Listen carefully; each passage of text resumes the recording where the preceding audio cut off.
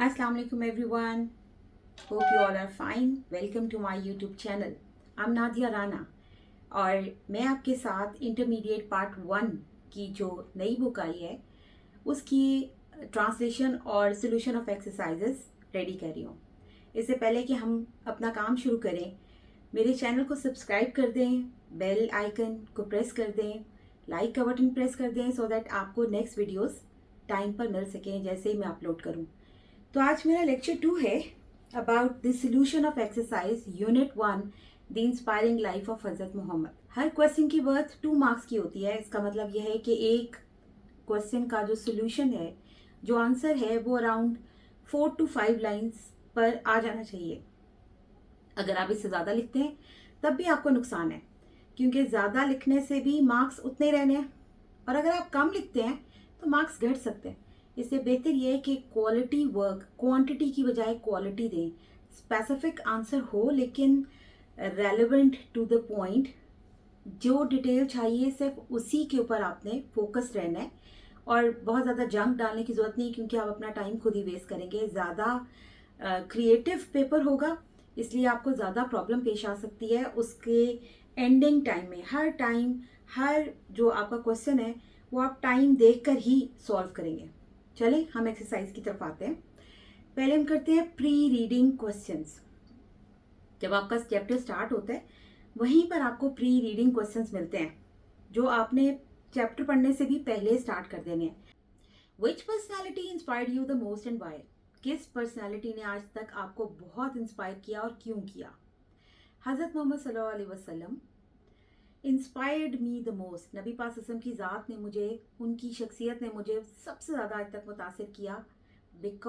क्योंकि because of his honesty, उनकी जो सच्चाई थी उसकी वजह से, इंटेग्रिटी, उनकी सालमियत थी, पेशेंस, उनका सब्र था, and ability to forgive.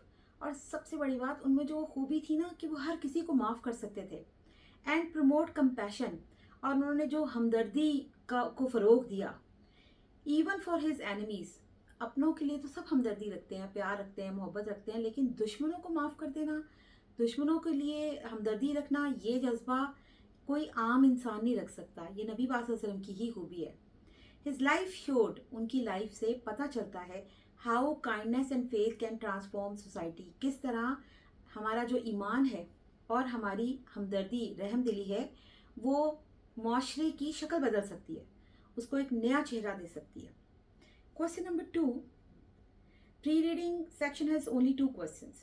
Question number 2, what do you know about the life and times of हजरत मोहम्मद? क्या जानते हो आप नबी पाक सल्लल्लाहु अलैहि वसल्लम की ज़िंदगी और उनके वक्त के हालात के बारे में? हज़रत मोहम्मद सल्लल्लाहु अलैहि वसल्लम वॉज बॉर्न इन मक्का। नबी पाक सल्लल्लाहु अलैहि वसल्लम की जो पैदाइश है वो मक्का में हुई। ओवर 1400 ईयर्स अगो, 1400 साल से भी ज़्यादा अरसा पहले। ड्यूरिंग अ टाइम, उस वक्त के दौरान, ऑफ आइडल वर्शिप, जबकि बुतों की पूजा की जाती थी, एंड इनजस्टिस, और बेइंसाफ़ी थी। यानी वो दौरा था, बुतों के पुजारी बेशुमार थे, जुल्म सितम आम था। उस दौर में नबी पाक सल्लल्लाहु अलैहि वसल्लम की पैदाइश हुई। डिस्पाइट अर्ली हार्डशिप्स, नबूवत की तो मुश्किलात पेश आई, उनकी जो इब्तदाई ज़िंदगी थी एक बच्चे के तौर पर, उसमें भी बहुत सख्तियाँ थी। इन सख्तियों के बावजूद he grew up known for his honesty. वो जब बड़े हुए, जवान हुए, तो वो अपनी सच्चाई और ईमानदारी की वजह से एक अपनी जगह, एक मुअज़्ज़ज़ मुकाम बना चुके थे, पहचाने जाने लगे थे। And was called Al Amin, और लोग उनको अमीन के नाम से पुकारते थे। He spread the message of Islam with patience, बड़े सब्र के साथ उन्होंने इस्लाम का पैगाम फैलाया। कंपैशन, हमदर्दी के साथ, एंड करेज, और बड़े ही हौसले के साथ। Transforming society through faith and justice, इंसाफ और ईमान के जरिए उन्होंने मुआशरे की शक्ल को बदल दिया, लोगों के रवैयों को बदल दिया, एक नया मुआशरा तश्कील दे दिया।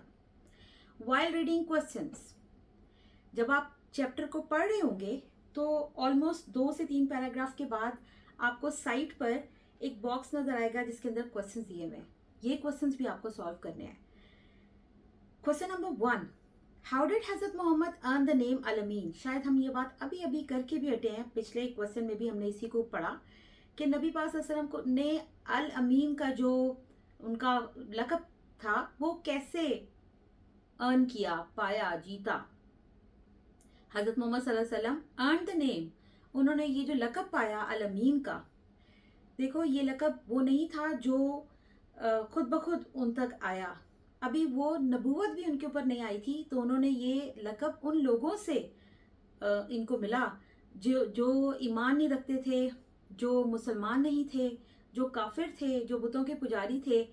100,000 बुराइयां उनके अंदर थीं, लेकिन वो ये जानते थे कि नबी पाक सल्लल्लाहु अलैहि वसल्लम झूठ नहीं बोल सकते, वो ईमानदार हैं, वो सच्चे हैं, ये बात वो डंके की चोट पे मानते थे। मीनिंग द ट्रस्टवर्दी, इस नाम का मतलब है जिस पर भरोसा किया जा सके। Because he were known for his honesty, integrity and fairness in all matters, बेशक वो पहचाने जाते थे, क्योंकि वो पहचाने जाते थे अपनी सच्चाई की वजह से, अपनी सलामती की वजह से, सालमियत की वजह से, अपने मामलात में फेयर होने की वजह से वो पहचाने जाते थे। इन ऑल मैटर्स, हर जिंदगी के हर मैदान में उनकी ये चीज़ें मशहूर थी। People in Mecca trusted him profoundly, बहुत ज़्यादा, जिसे आप कह सकते हो ना, मुसम्मम तौर पर, मुकम्मल तौर पर मक्का के लोग इन पे एतबार रखते थे। And often left their valuables, और हमेशा अक्सर छोड़ जाया करते थे अपनी कीमती अशिया को with him for safe keeping, उनके पास अमानत के तौर पर। Question number 2, what significant event happened to Hazrat Muhammad in the cave of Hira? गारे हिरा में नबी पाक सल्लल्लाहु अलैहि वसल्लम के साथ कौन सा एक बहुत मशहूर वाकया या नुमाया वाकया पेश आया? During the month of Ramzan, Ramzan के महीने में हज़रत मोहम्मद सल्लल्लाहु अलैहि वसल्लम was visited by the angel, उनके पास फरिश्ते तशरीफ लाए, जिब्राईल अलैहिस्सलाम, इन द केव ऑफ हिरा, गारे हिरा में। The angel Jibrail delivered the first revelation from Allah, और अल्लाह के इस फरिश्ते ने अल्लाह की तरफ से पहली वही नबी पाक सल्लल्लाहु अलैहि वसल्लम तक पहुंचाई, marking the beginning of his prophethood, और यही वो वही थी जो उनकी नबूवत का आगाज साबित हुई, एंड द मैसेज ऑफ इस्लाम, और इस्लाम के पैगाम का। नाउ कॉम्प्रिहेंशन, आपके पास प्री रीडिंग और वाइल रीडिंग दोनों में दो दो सवाल हैं, और अब हम कॉम्प्रिहेंशन की तरफ आते हैं, which has 8 questions. Let's solve them one by one. Question number 1, what was the world like when हज़रत मोहम्मद सल्लल्लाहु अलैहि वसल्लम वाज बोर्न? दुनिया की शक्ल कैसी थी, यानी लोग, हालात कैसे थे जब नबी पाक सल्लल्लाहु अलैहि वसल्लम इस दुनिया में तशरीफ लाए? And how did his teachings change society, और किस तरह उनकी तालीमात ने मुआशरे को बदल दिया, तब्दील कर दिया? व्हेन हज़रत मोहम्मद सल्लल्लाहु अलैहि वसल्लम वाज बोर्न, जब नबी पाक सल्लल्लाहु अलैहि वसल्लम पैदा हुए, the world was filled with greed, दुनिया लालच से भरी हुई थी। आइडल वर्शिप, बुतों की पुजारी बेशुमार थे, एंड इनजस्टिस, और बेइंसाफी थी। People were lost in immorality and corruption, लोग गैर इखलाकी हरकतों में पड़े हुए थे, और वो सब के सब बेईमान थे। His teachings of faith, honesty, compassion and justice, उनकी जो तालीमात थी जिनमें ईमान, सच्चाई, कंपैशन शामिल था, और जस्टिस, इंसाफ शामिल था। ट्रांसफॉर्म्ड इंडिविजुअल्स, इसने तब्दील कर दिया इंसानों को, एंड सोसाइटीज, और पूरे पूरे मुआशरे को। प्रमोटिंग इक्वालिटी, और जिस चीज़ को फ़रोग दिया वो है बराबरी, काइंडनेस, हमदर्दी, रहमदिली, एंड डिवोशन टू अल्लाह, और अल्लाह ताला की तरफ लौ लगाना, अल्लाह से मोहब्बत, दीन की चाहत, इन चीज़ों की तरफ उन्होंने लोगों को पलटा दिया। क्वेश्चन नंबर 2, हु रेज़्ड हज़रत मोहम्मद सल्लल्लाहु अलैहि वसल्लम आफ्टर हिज पेरेंट्स डाइड? जब नबी पाक सल्लल्लाहु अलैहि वसल्लम के वालिदैन की डेथ हो गई, उनकी वफात हो गई, तो किसने उनकी परवरिश की? And how did they influence him, और किस तरह उस परवरिश का इनके ऊपर असर हुआ? आफ्टर हिज फादर हज़रत अब्दुल्ला, उनके जो वालिद थे हज़रत Abdullah, passed away before his birth, उनकी तो डेथ उस वक्त ही हो गई जब ये अभी पैदा भी नहीं हुए थे। And his mother Hazrat Amina passed away when he was 6, और उनकी जो वालदा हैं वो उस वक्त उनका इंतकाल हो गया जब अभी ये सिर्फ 6 साल के थे। हिज ग्रैंड फादर हज़रत Abu मुतलिब took care of him, उनके जो दादा थे हज़रत अब्दुल मुतलिब, उन्होंने उनका ख्याल रखना शुरू किया। After his grand father's death, और जब उनके दादा का भी इंतकाल हो गया, his uncle Hazrat Abu Talib raised him with kindness and love, तो उनके जो चचा थे हज़रत अबू तालिब, उन्होंने हमदर्दी के साथ और मोहब्बत के साथ उनकी परवरिश की। Hazrat Abu Talib's guidance played a crucial role in shaping Hazrat Muhammad सल्लल्लाहु अलैहि वसल्लम कैरेक्टर। जो नबी पाक सल्लल्लाहु अलैहि वसल्लम का किरदार है उसके ऊपर गहरा असर है उन तालीमात का या उस तरबियत का जो उनके चचा ने की थी। टीचिंग हिम पेशेंस, जो चीज़ें उन्होंने टीच की हज़रत मोहम्मद सल्लल्लाहु अलैहि वसल्लम को, वो है सब्र, रिजीलियंस, कि अपने किरदार में लचक पैदा की जाए, एंड लीडरशिप, और किस तरह रहनुमा बना जाता है, ये तालीमात उनको मिली अपने चचा से। Question number 3, what role did Khadija रज़ी अल्लाह ताला अन्हा प्ले इन हज़रत मोहम्मद सल्लल्लाहु अलैहि वसल्लम life and the early days of Islam? क्या किरदार था हज़रत खदीजा रज़ी अल्लाह ताला अन्हा का नबी पाक सल्लल्लाहु अलैहि वसल्लम की ज़िंदगी पर, और जब इस्लाम का आगाज़ हुआ शुरू के दिनों में हज़रत खदीजा का क्या किरदार है? हज़रत खदीजा रज़ी अल्लाह ताला अन्हा was a successful business women. शादी से पहले भी हज़रत खदीजा रज़ी अल्लाह ताला अन्हा जो है वो बहुत एक कामयाब ताजर थी, हु एडमायर्ड हज़रत मोहम्मद सल्लल्लाहु अलैहि वसल्लम ऑनेस्टी एंड इंटेग्रिटी। उनको नबी पाक सल्लल्लाहु अलैहि वसल्लम की इंटेग्रिटी यानी सालमियत और उनकी जो सच्चाई है उसका वो बहुत उसकी तारीफ करती थी, उसको पसंद करती थी। शी प्रपोज मैरिज प्रपोजल, उन्होंने खुद नबी पाक सल्लल्लाहु अलैहि वसल्लम को शादी की पेशकश की, and their relationship was built on love, respect and mutual support. और इनका जो शादीशुदा जिंदगी थी उसकी बुनियाद मोहब्बत, एहतराम और बाहमी ताउन पर थी। She was his greatest supporter, सबसे ज़्यादा जो सपोर्ट करता था, जो ताउन करता था, जो मददगार था नबी पाक सल्लल्लाहु अलैहि वसल्लम का, वो हज़रत खदीजा ही थी। And the first person to accept Islam, और वही पहली मुसलमान खातून भी थी।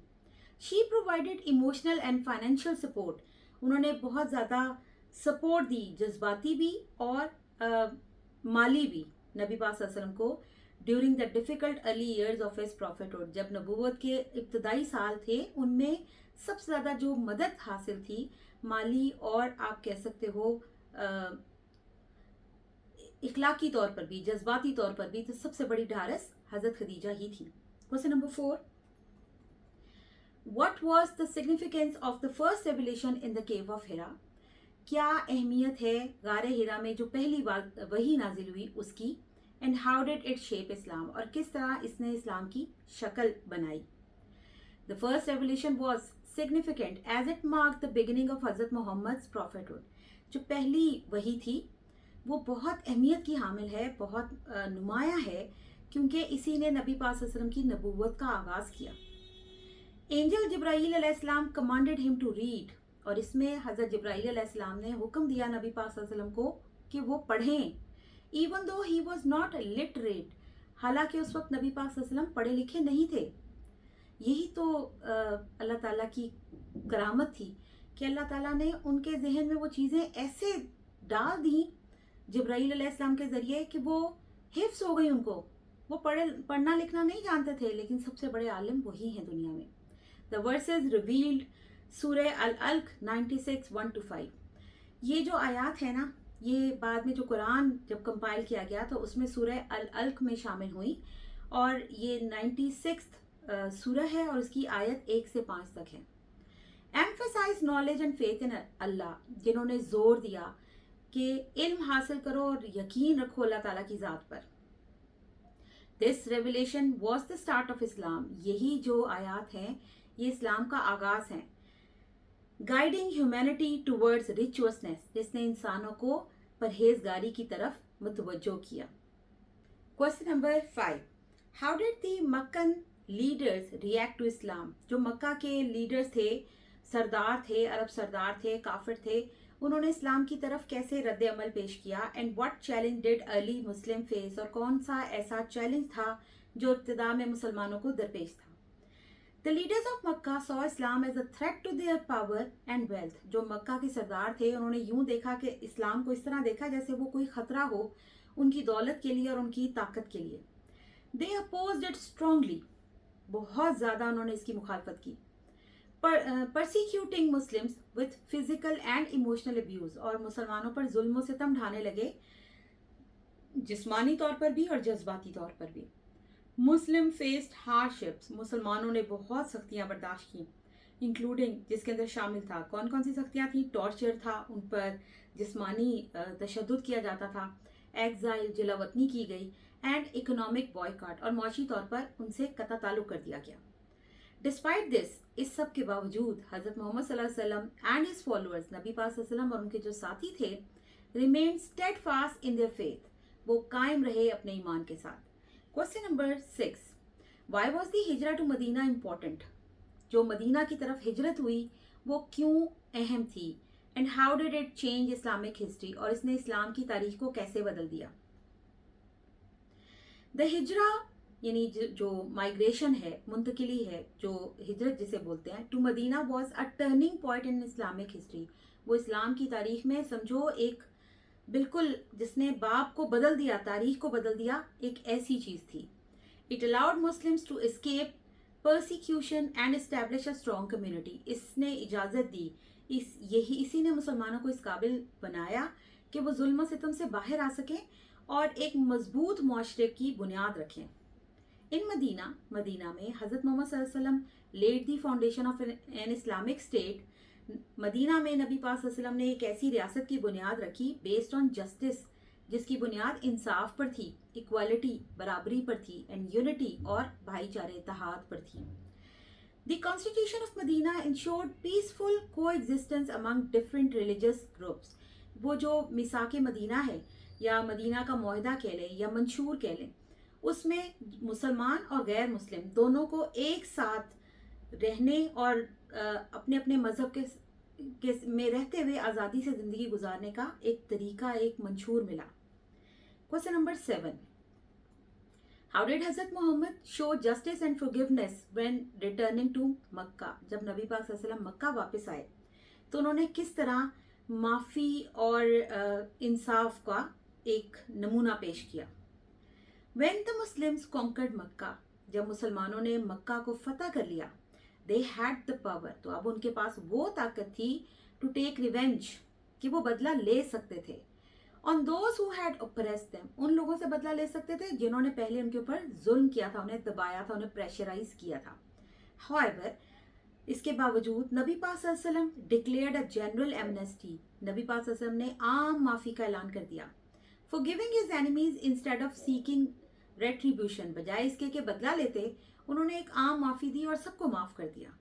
दिस एक्ट ऑफ मर्सी, रहमदिली का ये जो अमल था, डेमोन्स्ट्रेटेड हिज कमिटमेंट, इसने मुजाहिरा किया कि वो कितने कमिटेड हैं, कितने जुड़े हुए हैं टू जस्टिस, इंसाफ के साथ, एंड पीस और अमन के साथ। Question number 8, which is the last question of this exercise, what were the key messages of the final sermon? वो जो आखिरी पैगाम था उसके अंदर चीदा नुमाया पैगामात क्या थे, and why are they still relevant today, और आज के दौर पे भी वो किस तरह अप्लाई हो सकते हैं, लागू हो सकते हैं।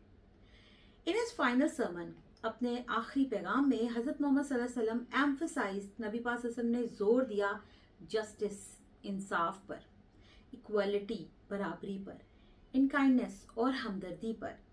He stated that no race or ethnicity is superior, उन्होंने कहा कोई रंगो नस्ल किसी दूसरे से बरतर नहीं है, to another except by piety, सवाए इसके कि वो परहेजगार हो, यानी परहेजगारी एक बुनियाद है जो दूसरों से आपको मुअज़्ज़ज़ करती है, रंग नस्ल नहीं करते, and good actions, और अच्छे अमाल हैं जो आपको मुअज़्ज़ज़ करते हैं।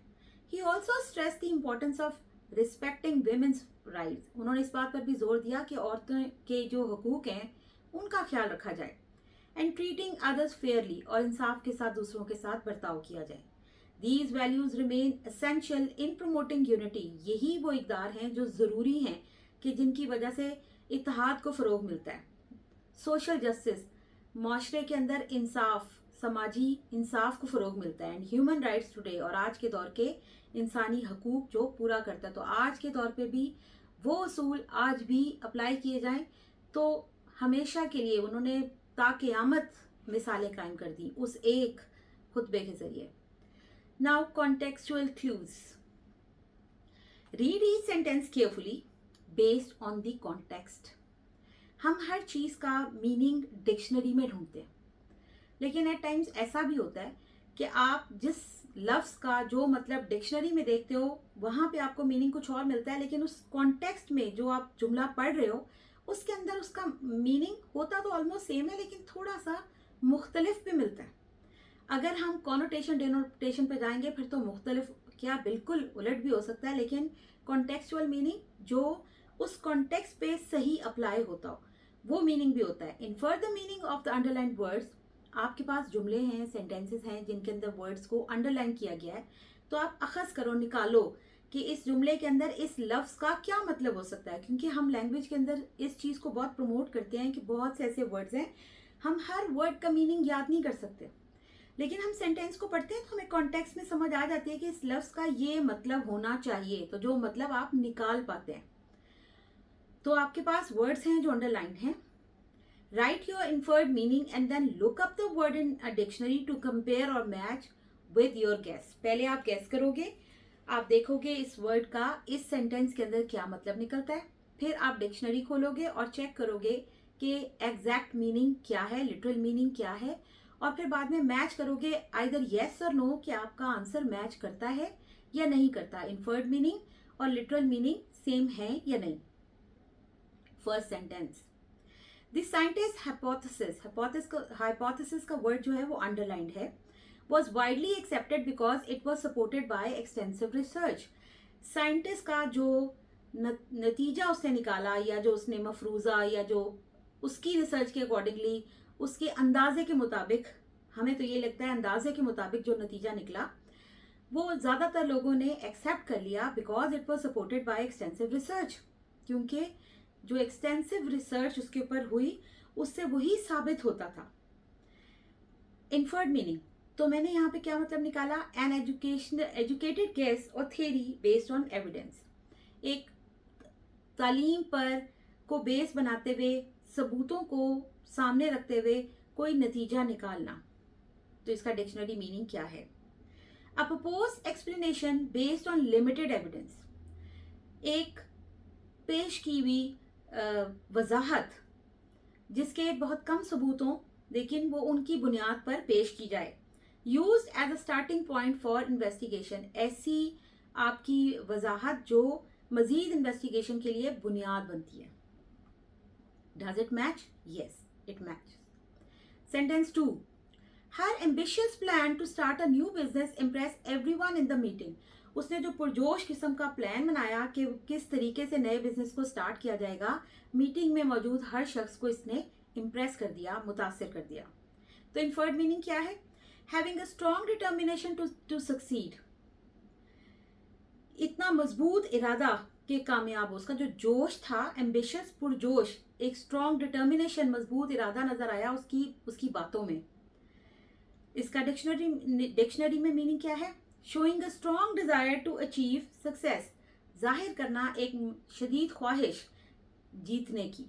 Often requires effort and determination, जिसके लिए अक्सर आप इरादा शो करते हो कि बाद में आप इसके लिए कोशिश भी करोगे। तो ये मैच भी करता है, हमारा answer yes, it matches. Number 3 sentence है, the artist exquisite painting was admired for its details. वो जो आर्टिस्ट ने एक बहुत खूबसूरत पेंटिंग बनाई वो बहुत पसंद की गई क्योंकि उसके अंदर छोटी छोटी चीज़ों के ऊपर ध्यान दिया गया था। ब्रश वर्क था, वाइब्रेंट कलर्स थे, और इसके अंदर इसी सेंटेंस में एक दूसरा वर्ड भी है। The committee was very meticulous in reviewing the applications to ensure fairness. जो कमेटी थी वो बहुत ज़्यादा केयरफुल थी कि हम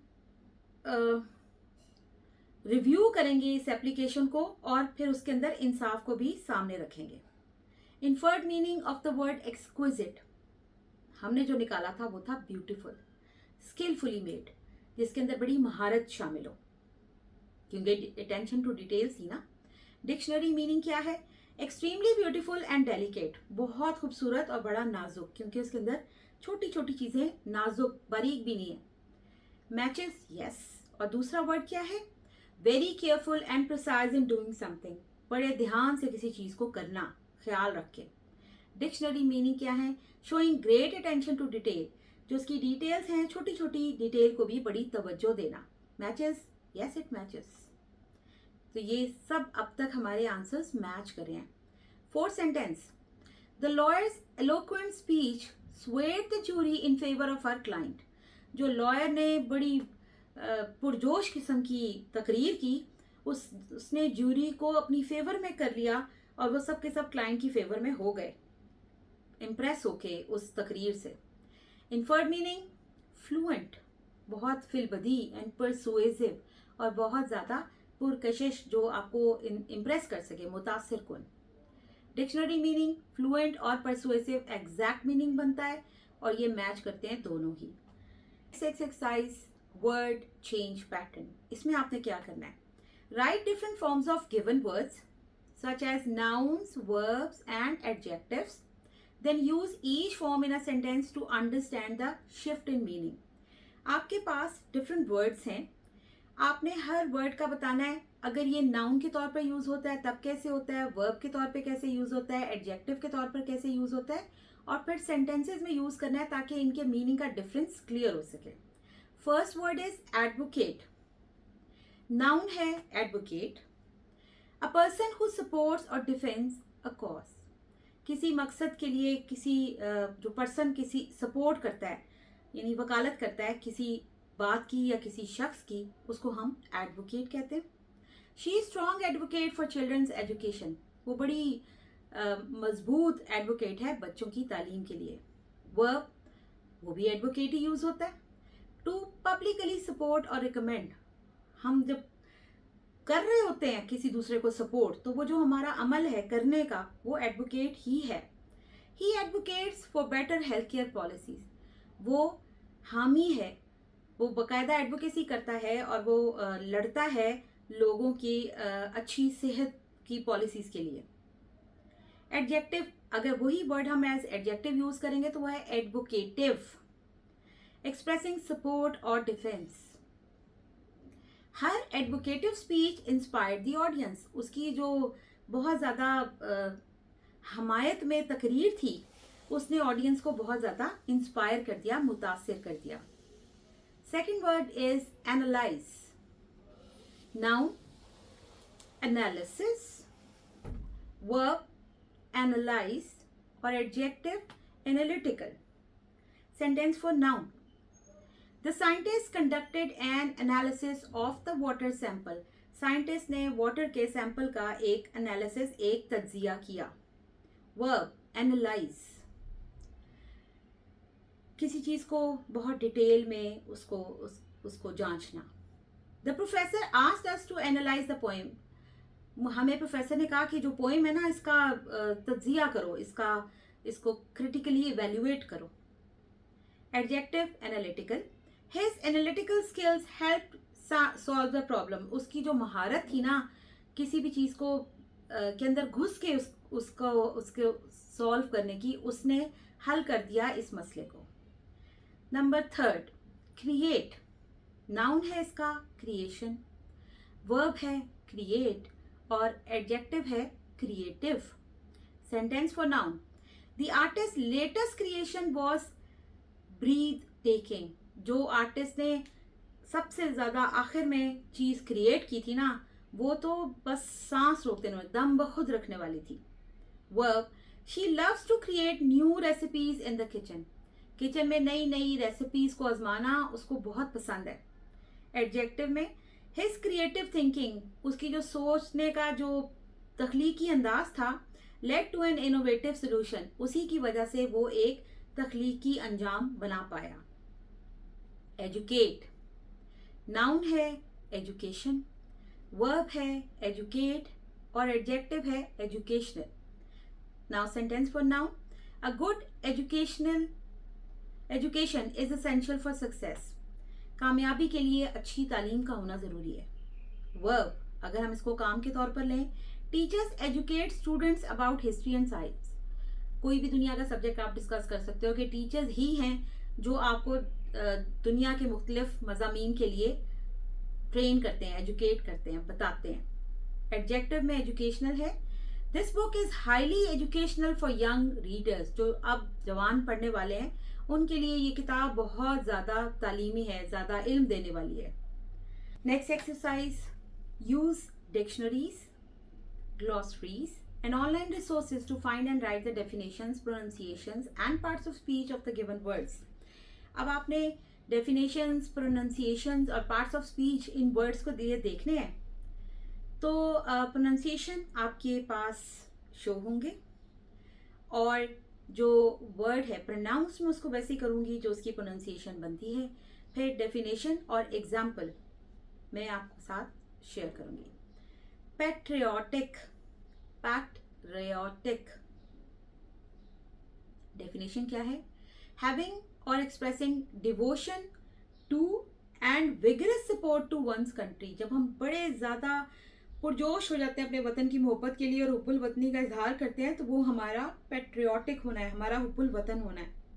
example, the crowd waived flags in a patriotic display of national pride. जो क्राउड था, हजूम था, उन्होंने शो किए अपने वतन से मोहब्बत को जाहिर करने के लिए. वतन के जो झंडे होते हैं उनको लहराया फख्र के साथ. डिकेइंग, डिकेइंग वर्ब है जो पैट्रियोटिक है. वो एक हमारी क्योंकि खूबी है, इंसान तो इंसान है लेकिन कोई मुहब्बे वतन होता है, कोई नहीं होता, तो वो वर्ड एक एडजेक्टिव है. अब हम आते हैं डिकेइंग की तरफ जो एक वर्ब भी है और एक एडजेक्टिव भी है. तो हम दो सेंटेंसेस बनाएंगे ताकि हम बता सकें कि एज वर्ब कैसे यूज होता है और एज एडजेक्टिव कैसे यूज होता है. Verb present participle of decay है. ये प्रेजेंट पार्टिसिपल क्या है? अगर फर्स्ट फॉर्म के साथ आईएनजी लगता है तो हम उसको प्रेजेंट पार्टिसिपल बोलते हैं. ING form is participle, right? तो प्रेजेंट पार्टिसिपल है डिके वर्ड का. द प्रोसेस ऑफ रोटिंग और डीकम्पोजिंग, जब कोई चीज अपनी असल हालत से बदल रही हो, झुक रही हो, पुरानी हो रही हो, खत्म हो रही हो, तो इस प्रोसेस को हम डिकेइंग कहते हैं. और adjective, in a state of deterioration और डिक्लाइन, नीचे की तरफ, जवाल की तरफ जब कोई चीज आ रही है तो वो डिके की तरफ जाती है. वर्ब की एग्जांपल लेते हैं. The old house was decaying due two years of neglect. पुराना जो घर है वो तबाही, बर्बादी या खस्ता हाली की तरफ जा रहा था क्योंकि सालों से उसकी तरफ किसी ने तवज्जो नहीं दी थी. Adjective, the decaying leaves covered the forest floor. जो गिरते हुए पत्ते थे, डिके होते हुए, मुरझाते हुए पत्ते थे, उन्होंने पूरे जमीन को ढांप लिया था जंगल की. लिटर, नाउन भी है वर्ब भी है. लिटर नाउन, ट्रैश और waste scattered in a public place, किसी भी आम आवाम की जगह के ऊपर बिखरा हुआ कचरा.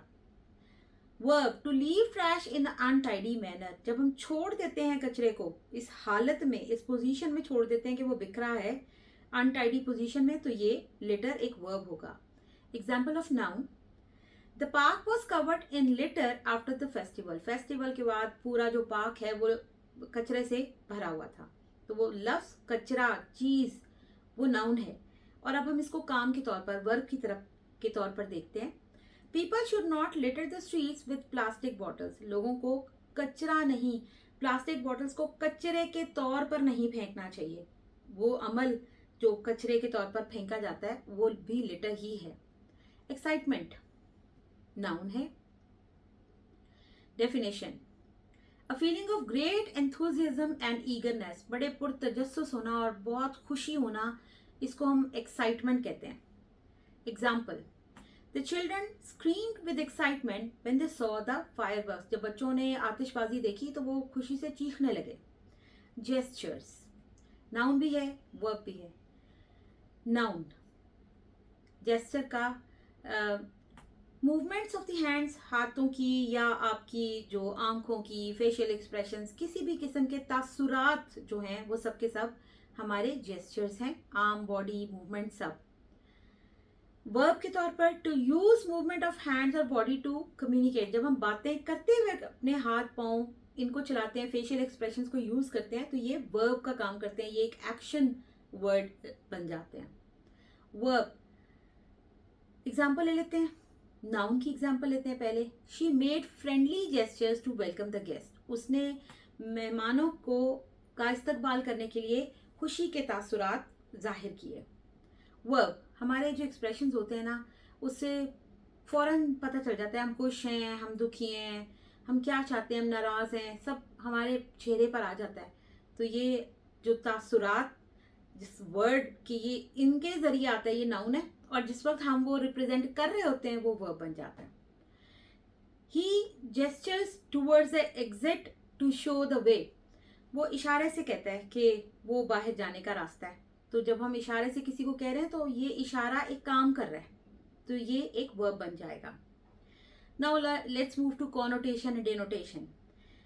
First I should explain what is connotation and what is denotation. Connotation अभी हमने थोड़ी देर पहले पढ़ा. कॉन्टेक्स्ट में किसी जुमले में किसी लफ्ज का अगर मतलब नहीं आता तो हम खुद से निकाल लेते हैं मतलब. वो कॉन्टेक्सचुअल मीनिंग है, हम उसको कॉनोटेशन नहीं कह सकते. कॉनोटेशन और डिनोटेशन वो वर्ड्स हैं. कॉनोटेशन का पहले इसकी देख लेते हैं आपकी बुक के अंदर क्या डेफिनेशन है, फिर मैं इसको थोड़ा सा एलैबोरेट करूंगी. डिनोटेटिव मीनिंग क्या होता है? द लिटरल और primary meaning of a word, the dictionary definition. किसी भी लफ्ज को अगर आप लोकेट करते हैं डिक्शनरी के अंदर तो उसका जो एग्जैक्ट और लिटरल मीनिंग आता है दैट इज डिनोटेशन. आप याद रखिएगा, यहां से लोग कंफ्यूज भी हो जाते हैं. कॉनोटेशन क्या है, डिनोटेशन क्या है. तो डी से डिक्शनरी स्टार्ट होता है और डी से डिनोटेशन स्टार्ट होता है. तो dictionary meaning, denotative meaning. Connotative meaning क्या होता है? द इमोशनल और cultural association with a word. जज्बाती तौर पे आप अटैच होते हो किसी से तो उसके लिए आप एक खुद से लफ्ज निकाल लेते हो. अ वर्ड दैट इम्प्लाइज और सजेस्टेड मीनिंग, जिसमें हम मीनिंग सजेस्ट करते हैं. कभी कभी कॉनोटेटिव मीनिंग जो होता है हम बड़ा जूम आनी बात करते हैं, कह कुछ रहे हैं मतलब कुछ निकलता है. जैसे हम किसी को कहते हैं वो तो सांप है, क्या मतलब? वो क्रीप करता है या उसका फेस सांप से मिलता है, ऐसा नहीं है. हम उसकी किसी क्वालिटी को लिंक कर देते हैं. सांप कभी भी लॉयल नहीं होता, वो अपने ही मालिक को डस लेता है. जो दूध पिलाता है उसी के भी खिलाफ हो सकता है. तो ऐसा इंसान जो लॉयल ना हो उसके लिए हम स्नेक का वर्ड यूज करते हैं. इंस्टेड कि हम ये कहें कि वो लॉयल नहीं, हम एक वर्ड स्नेक ही यूज कर देते हैं उसके लिए. तो वो कॉनोटेटिव मीनिंग है जो डिक्शनरी में कभी नहीं मिलेगा. लेकिन आप उसकी किसी खूबी को बयान करने की बजाय एग्जैक्ट उस चीज का ही नाम ले दोगे तो ये कॉन्टेक्सचुअल मीनिंग यानी कॉनोटेटिव मीनिंग हो जाएगा. यहाँ कॉन्टेक्सचुअल मीनिंग, सी से कॉन्टेक्स्ट, सी से कॉनोटेटिव, डी से डिक्शनरी, डी से डिनोटेटिव. तो ये आपने इस तरह ही याद रखना है. ओके, लेट्स मूव टू इस exercise. Choose any 4 words of your own choice and right each word in 2 sentences, one showing its denotative meaning and one showing its connotative meaning. कोई से 4 लफ्ज आप सिलेक्ट कर लो और उनके जुमले बनाओ. ऐसे जुमले बनाओ कि एक जुमले में उसका डिक्शनरी का मीनिंग जाहिर हो और एक में उसकी कॉनोटेशन यानी कॉन्टेक्सचुअल मीनिंग जाहिर हो जाए. अब मैंने कॉन्टेक्सचुअल वर्ड मुझे यूज नहीं करना चाहिए, कॉनोटेटिव मीनिंग में वो यूज हो. First word that I have chosen is fire. Denotative meaning क्या होता है? The fire in the fireplace kept us warm during the winter. जो आग हम अंगीठी में जलाते हैं वो हमें सर्दियों में उसने हमें गर्म रखा. कॉनोटेटिव मीनिंग में अगर इस फायर को लेंगे तो क्या होगा? She has a fire in her soul. उसके रूह में एक आग है. That drives her to achieve greatness. जो उसको बढ़ावा देती है कि वो कुछ बड़ा हासिल करे. चाइल्ड, बच्चा. Denotative meaning of child is the child played in the park with his friends. बच्चा पार्क में अपने दोस्तों के साथ खेल रहा था. Connotative meaning, he is such a child when it comes to handling responsibility. जब जिम्मेदारियों को निभाने की बात आती है तो वो तो बिल्कुल एक बच्चा है, यानी उसका जो बिहेवियर है वो चाइल्डिश है, इसलिए उसको लिए लफ्ज चाइल्ड यूज किया गया. Dark, sentence for dark that gives its denotative meaning. The room was completely dark after the light went out. जब लाइट चली गई तो कमरे में मुकम्मल अंधेरा था, डार्क था. Connotative meaning, his past is filled with dark secrets. बड़े ही छुपे हुए मुबहम किस्म के राज हैं उसकी जिंदगी के अंदर. नो वन नोज अबाउट, जिसके बारे में कोई नहीं जानता. क्राउन, ताज. डिनोटेटिव मीनिंग में सेंटेंस है द क्वीन वोर अ golden crown during the ceremony. पूरी उस तकरीब के दौरान मलका ने अपने सर पर एक ताज रखा हुआ था. Connotative meaning, after winning the championship जीतने के बाद she finally earned her crown. आखिरकार उसने फतह का ताज. अब फतह का ताज कोई ऐसा ताज नहीं है जो दिखाई दे, ये एब्स्ट्रैक्ट है, तो उसने फतह का ताज अपने सर पर रखा एज द बेस्ट एथलीट, बतौर एक बेहतरीन एथलीट के। Applying grammar in context, identify and label each part of speech in the word given paragraph, use notebooks if required. आपको तो रिक्वायर होगी, मैं इसकी सोल्यूशन की आपके साथ शेयर करूंगी। पार्ट्स ऑफ स्पीच क्या होते हैं? इसके अंदर noun, pronoun, adjective, adverb, verb, determiners, interjections, ये सब शामिल होते हैं, जो स्पीच में हमें बताते हैं कि हम किसी शख्स, चीज़, जगह की बात कर रहे हैं, उससे मुतालिक बात कर रहे हैं, कहाँ की बात कर रहे हैं, प्रेपोजिशंस भी इसमें आ जाते हैं, सब कुछ पार्ट्स ऑफ स्पीच में आता है। तो हम एक पैराग्राफ को सॉल्व करते हैं और हर वर्ड क्या है उसकी एक्सप्लेनेशन मैं आपको साथ साथ देती जाऊंगी। दी इज अ डिटर्मिनर। दी हम कहाँ यूज करते हैं? हम दी दो तरह से यूज करते हैं। एक दफा हम किसी कॉमन नाउन को प्रॉपर नाउन बनाते हैं ना, तब दी यूज करते हैं। या फिर कोई जुमला स्टार्ट करना हो तो हम दी, ए और एन यूज करते हैं। जब हम सेंटेंस को स्टार्ट करने के लिए दी यूज करते हैं, ए यूज करते हैं, एन यूज करते हैं, तो वो डिटर्मिनर कहलाता है, राइट? तो आप हमारा सेंटेंस स्टार्ट हो रहा है दी से, हम दी को एज डिटर्मिनर यूज करते हैं। यंग, किसी का यंग होना उसकी खूबी है, क्वालिटी है, तो ये एक एडजेक्टिव होगा। एडजेक्टिव क्या होता है? किसी की अच्छाई या बुराई। इंसान इंसान है, वो काला है, गोरा है, वो अच्छा है, वो बुरा है, ये उसकी क्वालिटीज है। तो यंग है, ओल्ड है, जो भी है वो उसकी क्वालिटी है, तो ये एक एडजेक्टिव होगा। बॉक्सर, हम किसकी बात कर रहे हैं? बॉक्सर की, ठीक? तो ये एक नाउन है। ट्रेंड, किसी को सिखाना, तरबियत दी गई, तो ये एक काम है, वर्ब है। इंटेंसली, तरबियत कैसे दी गई? बहुत इंटेंस, बहुत ज्यादा, बहुत बेहतरीन, तो तरबियत एक काम है। और तरबियत कैसे की गई? इंटेंस तरबियत की गई, जो उस वर्ब में एडिशन करा, तो it will be an adverb. In, in है प्रेपोजिशन। प्रेपोजिशन क्या होते हैं? जो हमें किसी चीज की हालत और उसकी शक्ल और उसकी जगह के बारे में बताते हैं। जैसे मैं अब एग्जांपल लेती हूँ, मैं कहती हूँ कि I have this ring in my hand. Ring मेरे हाथ में है, इसका मतलब है इसके अंदर है। Ring on my hand, ring under my hand, ring over my hand, ring beside my hand, right? It's above my hand. तो जब हम किसी चीज की एग्जैक्ट प्लेसमेंट, उसकी पोजीशन के बारे में बात करते हैं, तो वो प्रेपोजिशंस होते हैं। तो इन जो है में पोजीशन बता रहा है, तो ये एक प्रेपोजिशन हो गया।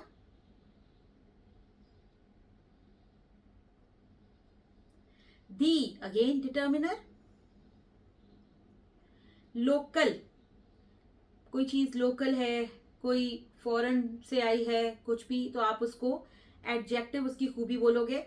जिम जगह का नाम है, तो इट्स अ नाउन। हिज, अब यहां पे जो वर्ड हिज है, पहले वर्ड आया था हमारे लिए बॉक्सर, नाउन था। जब एक दफा कोई नाउन इस्तेमाल होता है और बार बार हम उसको बॉक्सर बॉक्सर बॉक्सर बोलेंगे ना, तो आपकी अटेंशन डिटेल पर जाने की बजाय इस वर्ड पे ही, यही आप बार बार घूमेगा आपके माइंड में। तो हम क्या करते हैं, एक दफा नाउन यूज करते हैं और उसके लिए जब सब्स्टिट्यूट वर्ड्स यूज करते हैं, जैसे हिज, हिम, ही, जो भी यूज करोगे वो उसका प्रोनाउन होगा, सब्स्टिट्यूशन ऑफ अ नाउन। तो ये हिज क्या है? एक प्रोनाउन है। पावरफुल क्वालिटी हो गई, एडजेक्टिव। बैग चीज का नाम है, नाउन हो गया।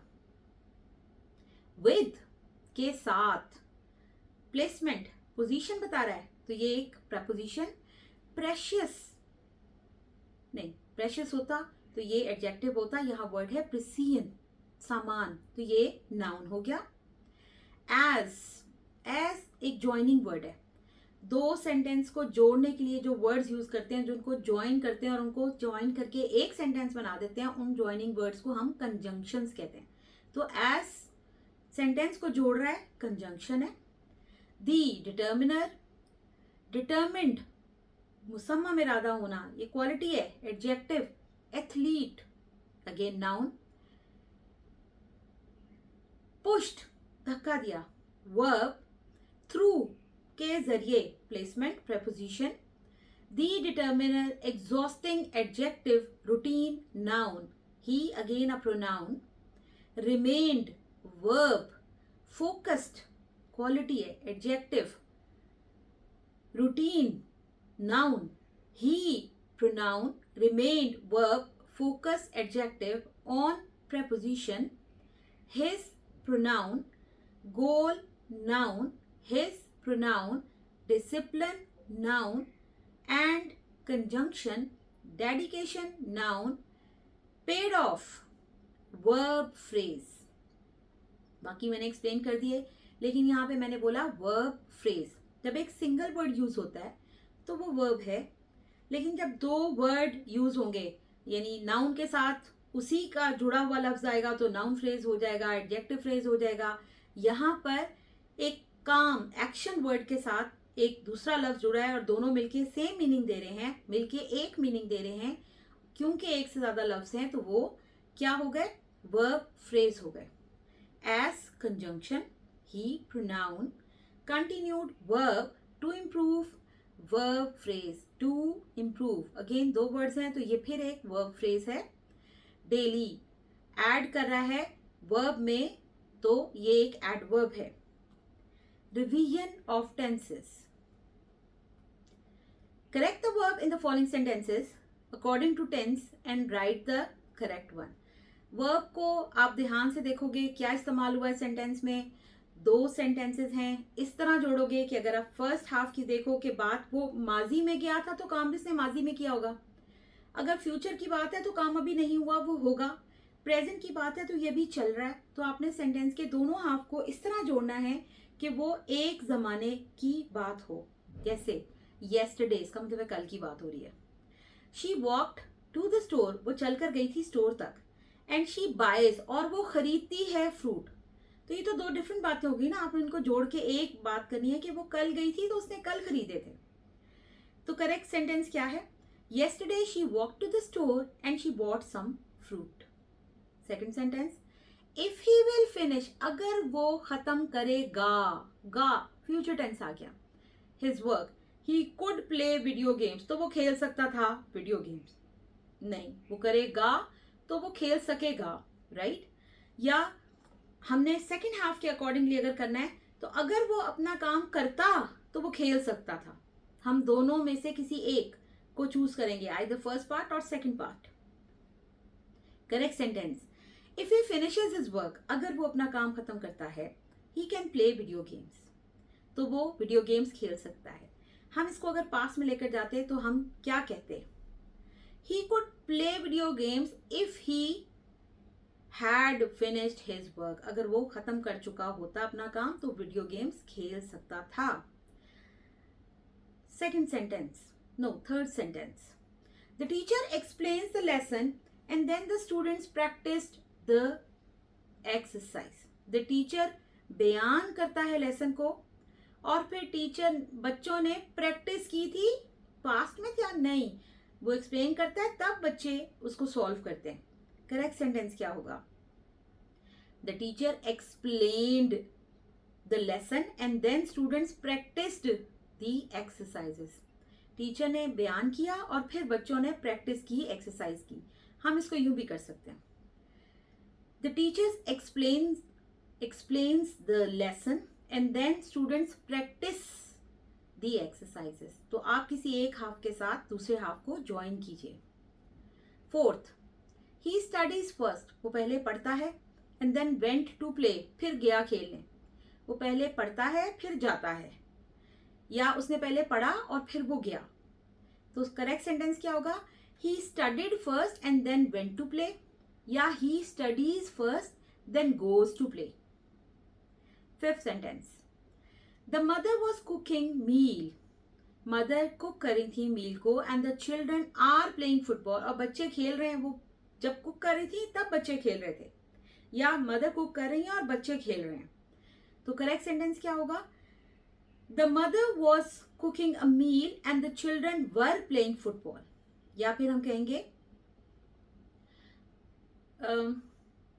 The mother is cooking meal and the children are playing football. Sentence structure. Rewrite the following sentences to improve clarity and style by changing the sentence structure.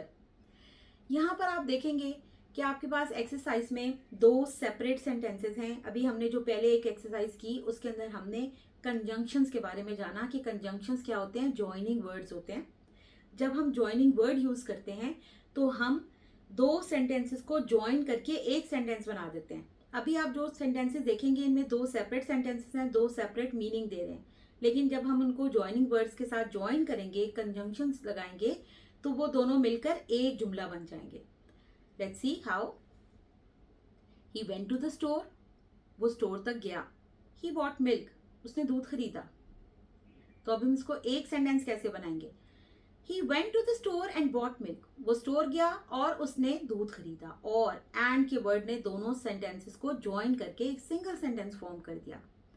Second, the book was interesting. I read it all night. Book interesting थी. मैंने इसे सारी रात पढ़ा. आप इसको join करें. Because the book was interesting I read it all night. क्योंकि किताब बहुत दिलचस्प थी, मैंने उसको सारी रात पढ़ा. या the book was interesting so I read it all night. लिहाजा मैंने इसको सारी रात पढ़ा. तो दोनों तरह से ठीक होगा. She was tired. She took a nap. वो थकी हुई थी, उसने नैप लिया. इम्प्रूव सेंटेंस है feeling tired she took a nap. थका हुआ महसूस करते हुए उसने नैप लिया. या कहोगे she was tired so she took a nap. या she took a nap because she was tired. तीनों तरह से सेंटेंस ठीक होगा. Fourth sentence. Ali was waiting near the shop. Ali shop के नजदीक वेट कर रहा था. It is raining. बारिश हो रही है. इम्प्रूव सेंटेंस है Ali was waiting near the shop while it was raining. उस वक्त जब बारिश हो रही थी तब अली वेट कर रहा था near the shop. Fifth sentence. I am tired I will do my work. मैं थका हुआ हूं, मैं अपना काम करूंगा. Improve sentence. Even though I am tired I will do my work. अगरचे मैं थका हुआ हूं फिर भी मैं अपना काम करूंगा. Choose a topic to write any biography. इसे हम एक्सप्लेनेटरी टेक्स्ट बोलेंगे कि आपसे कहा जा रहा है कि आप किसी की बायोग्राफी यानी किसी की सवाने उम्री, किसी की लाइफ के बारे में लिखो और एक्सप्लेन करो टेक्स्ट को. हम इसको एक्सपोजिटरी राइटिंग भी कहते हैं. लिस्ट द मेन थीम्स और points you want to include. अब आपने मेन थीम्स और पॉइंट को जो आप चाहते हो कि उसके अंदर ऐड करो वो आप लिखोगे. मैं चाहती तो हजरत मोहम्मद सल्लल्लाहु अलैहि वसल्लम के बारे में जो टॉपिक पहले से चल रहा है उसी के बारे में आपको बता सकती थी, क्योंकि वो इतना वास्ट टॉपिक है कि हम उस पर जितना ज़्यादा लिखते हैं उतना कम है. तो मैंने यहाँ पे थोड़ा सा चेंज किया है. मैंने यहाँ पर एक डिफरेंट पर्सनैलिटी को चूज़ किया है. और एक्सपोजिटरी राइटिंग के रूल्स होते हैं beginning, middle and ending. Beginning क्या होती है. बिगिनिंग होती है जिसके बारे में आपने लिखना है ना, उसका नाम, उसकी फैमिली, उसका बैकग्राउंड, उसके बारे में आप डिटेल देते हैं. फिर उसके बाद जो सेकंड पॉइंट आता है उसकी अचीवमेंट्स के बारे में आप चाहते हैं. पॉइंट्स लिखते हैं कि इसकी ये अचीवमेंट्स हैं. और फिर वन बाय वन एग्जाम्पल्स के थ्रू आप कोट करते हैं कि वो अचीवमेंट्स क्या क्या हैं और फिर वो कब उसका इंतकाल हुआ. तो 3 से 4 स्टेप्स में आप इस एक्सपोजिटरी राइटिंग को आप करते हो. ओके. सबसे पहला स्टेप क्या होता है. Choose a topic. डिसाइड करो कि आप किस चीज़ के बारे में लिखना चाहते हो.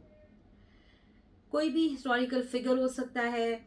बेहतर ये होता है कि आप किसी ऐसे के बारे में लिखो जिसकी डिटेल्स, जिसकी डेट्स, इसका स्टार्ट एंड अचीवमेंट सब कुछ आपको पता है, आप उसके बारे में लिखें. कोई भी इन्वेंटर हो सकता है, साइंटिस्ट हो सकता है, सोशल रिफॉर्मर, लीडर, कोई भी साइंस, हिस्ट्री, किसी भी टॉपिक में से आप चूज कर सकते हैं. सेकेंड स्टेप क्या होता है. लिस्ट मेन थीम्स और पॉइंट्स टू इंक्लूड. आप अपने पास एनलिस्ट कर लो कि आपने कौन कौन सी चीज़ें, कौन कौन से पॉइंट्स हैं जिनको आपने डिस्कस करना है. इसके अंदर क्या आ जाता है. किसी की भी जिसके बारे में आप लिख रहे हो उसकी अर्ली लाइफ और उसकी एजुकेशन, मेजर कॉन्ट्रीब्यूशंस अगर वो साइंटिफिक हैं, अगर वो आर्ट से रिलेटेड हैं, अगर वो ह्यूमैनिटी से रिलेटेड हैं, अगर वो रिलीजन से रिलेटेड हैं, आप उनकी डिटेल्स में जाइए. Legacy and impact on the world, और दुनिया के ऊपर उसने क्या असर छोड़ा, क्यों आपने उस पर्सनैलिटी को चूज किया, ये आप नोट कीजिए। और स्टेप 3 में add supporting details for each theme. जितने पॉइंट्स आपने सोचे हैं ना, उनको सपोर्ट करो, वेट करो थ्रू डिटेल्स, एग्जाम्पल्स कोट करो उसके अंदर। कब पैदा हुआ, क्या लिखना है, ये सब कुछ आप लिखेंगे। और फिर उसके बाद आप जब एंड करेंगे तो प्रॉपर एंडिंग, उसकी डेथ कब हुई और उसका इम्पैक्ट इस पूरी दुनिया के ऊपर क्या पड़ा, आपकी ज़ात के ऊपर क्या पड़ा, व्हाट यू हैव लर्नड, आपका जो असर आपके ऊपर आया या दूसरी पूरी दुनिया के ऊपर आया, वो आप डिस्कस करते हो। तो ये राइटिंग आपको करने के लिए कहा जा रहा है। मैं आपके पास गाइड में एक ऐसी बायोग्राफी लिख भी रही हूँ और शायद आपके पास मैं शो भी कर पाऊँ, तो आप उसको भी कोट कर सकते हो और उससे आइडिया लेके आप किसी और पर्सनैलिटी के बारे में भी लिख सकते हो। That's all for today. Please subscribe my channel, press the bell icon और लाइक का बटन भी दबा दे ताकि आपके पास नेक्स्ट वीडियो टाइम पर जैसे ही मैं अपलोड करूँ आप तक पहुँचे। Thank you so much. अल्लाह हाफिज़।